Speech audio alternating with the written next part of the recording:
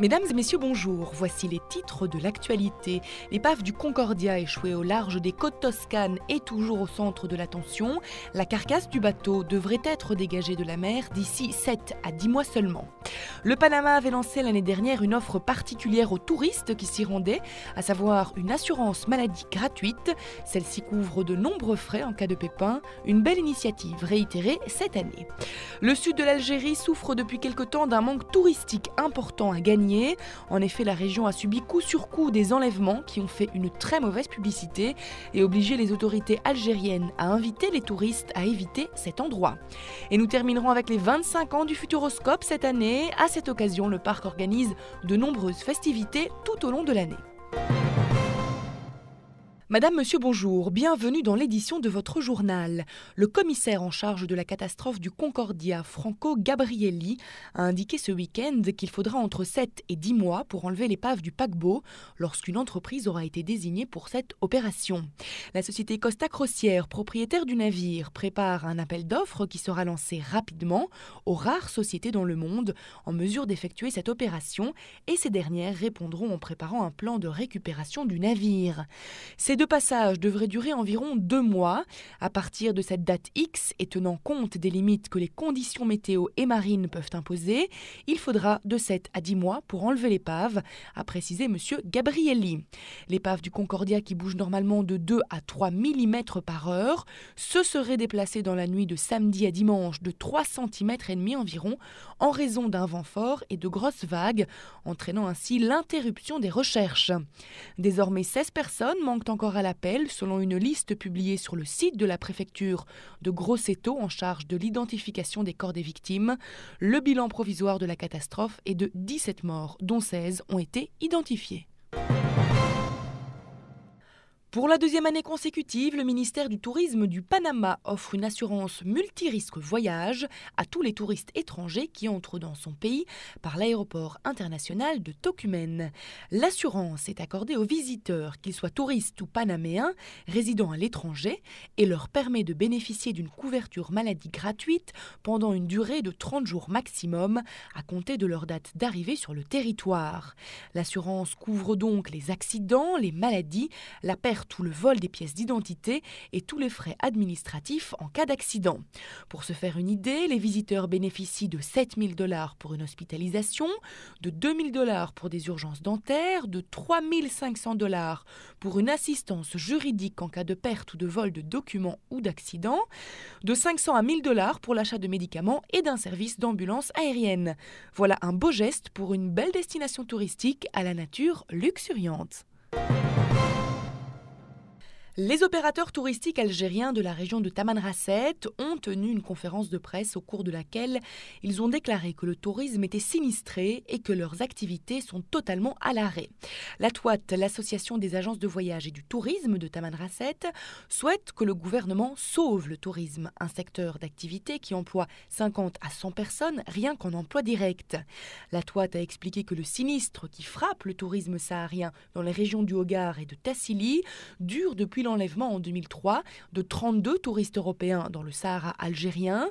Parmi ces touristes, on pouvait y compter 16 Allemands, 10 Autrichiens, 4 Suisses, un Suédois et un Néerlandais.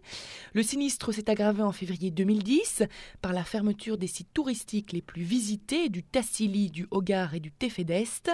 En décembre 2011, la série noire continue par l'arrêt de l'octroi des visas touristiques pour le sud algérien ainsi que par l'interdiction de se rendre à Tamanrasset et à Djanet. De plus, depuis début janvier, les dossiers d'obtention des visas pour les touristes étrangers passent par la direction du tourisme, puis par le conseil de sécurité de la Wilaya, avant qu'ils n'atterrissent dans les bureaux du ministère du Tourisme, qui à son tour les transmet au ministère des Affaires étrangères. Les demandes sont ensuite traitées par les différentes représentations démocratiques concernées à l'étranger. Cette procédure va à l'encontre de tout esprit promotionnel du tourisme en Algérie, déclare la TOAT. Selon eux, de nombreux clients ont dû annuler leur voyage car ils n'avaient pas reçu leur visa à temps. Cette année, Bruxelles met la gastronomie à l'honneur dans le cadre du festival Bruxellicious. Une équipe de Liberty TV s'est rendue au Stanhope Hotel, un des participants de l'opération. Alors le Stanhope va avoir une grande part dans cette année à thème gastronomie parce que nous aimons tout d'abord toute la gastronomie. Nous sommes spécialisés dans cette matière avec Laurent Gauze. En ce qui concerne les petits déjeuners bruxellois, qui est la première action en ce qui concerne les restaurants d'hôtel, nous en ferons part. Nous avons aussi mis en place une recette dans le livre de recettes qui est fait en collaboration avec les écoles hôtelières. On servira dans notre petit déjeuner un muffins aux fraises de Wépion, donc tout à fait local et vraiment dans la thématique. Ensuite, nous allons aussi, à partir du 1er mars, avoir un menu Brusselicious, qui est donc un menu qui changera chaque saison avec des produits qui seront communs à tous les restaurants d'hôtel par saison, où le chef pourra exprimer sa créativité et évidemment utiliser des produits locaux, puisque c'est vraiment axé sur la cuisine durable et la découverte pour nos clients de nos restaurants d'hôtel. L'occasion pour nous de rencontrer le chef cuistot qui nous parle de son menu spécial pour la Saint-Valentin. Eh bien, nous avons établi un menu 5 services qui sera servi au restaurant Brighton, qui est notre restaurant propre à l'hôtel. Nous allons rechercher des saveurs sur le menu, des saveurs douces qui vont se rapprocher par rapport au menu un peu des douceurs de l'amour, on va dire, un petit peu. Ça reste important dans le sens où les gens peuvent marquer un petit peu l'après-fête de la nouvelle année, où ils ont passé des fêtes entre amis. Là, ils ont plus envie de se retrouver en tête-à-tête.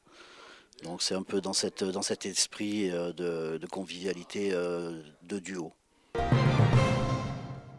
À présent, nous nous rendons dans le département de la Vienne, en France. C'est là que se situe le célèbre parc Futuroscope, qui fête cette année son 25e anniversaire. À cette occasion, de nombreuses festivités sont prévues. Reportage Darius Favreau. Le parc du Futuroscope fête en 2012 ses 25 ans. Donc effectivement, depuis son ouverture en 1987, le Futuroscope est vraiment le booster pour le département de la Vienne en termes de tourisme. En effet, grâce au Futuroscope et à la stratégie touristique menée tout au long de ces années, le département, la destination au pays du Futuroscope est devenue une véritable destination de séjour. Et aujourd'hui, nous sommes fiers d'annoncer de fêter les 25 ans du parc.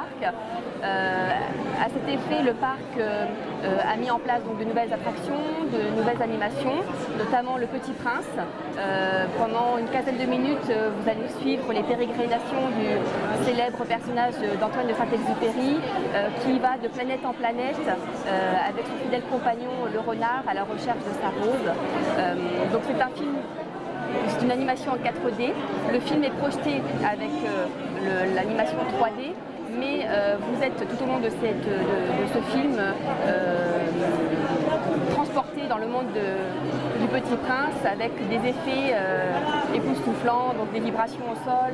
Vous allez sentir les gouttes de pluie sur votre visage, les nuages qui vont monter. Donc voilà, donc 15 minutes de bonheur, un rêve éveillé.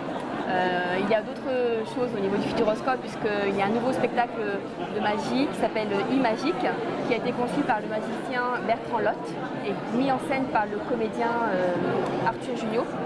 Donc c'est un spectacle inédit et exclusif pour le parc du Futuroscope qui met en scène donc, des choses époustouflantes et à couper le souffle. Vous serez plus dans le ciel que sur terre, donc à voir absolument.